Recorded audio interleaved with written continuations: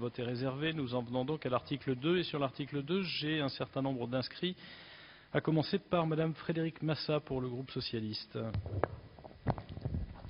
Merci, Monsieur le Président. Donc, la loi de 2005 relative au développement des services à la personne a permis de faire sortir de l'économie souterraine un certain nombre d'emplois.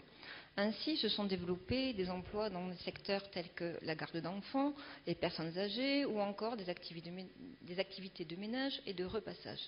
La plupart du temps, il faut le reconnaître, ce sont des femmes peu ou pas qualifiées qui occupent ces emplois, des postes à temps partiel, très partiel et faiblement rémunérés.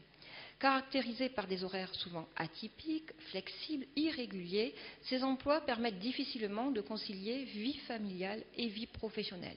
Ainsi, alors que l'emploi devrait être une barrière contre la précarité, il en devient générateur. D'une part, parce que ces emplois ne bénéficient d'aucune reconnaissance sociale et n'offrent aucune perspective d'évolution sociale. D'autre part, parce que l'absence de prise en compte de la précarité dans ce secteur montre bien que la précarité y est admise.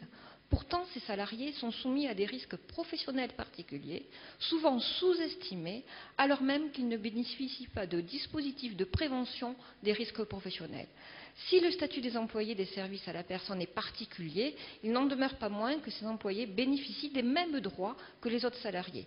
Toutefois, leurs conditions de travail ne leur permettent pas d'accéder à ces droits de la même manière. Recrutés par des particuliers et isolés dans leur travail, ils disposent de peu d'informations sur leurs droits. Ainsi, les travaux de la délégation aux droits des femmes de l'Assemblée nationale sur le temps partiel démontrent que les salariés de services à la personne sont plus isolés et constituent un maillon faible de la représentation syndicale. Ils sont donc logiquement peu informés sur leurs droits et sur leur accès à la formation professionnelle ou à la protection sociale.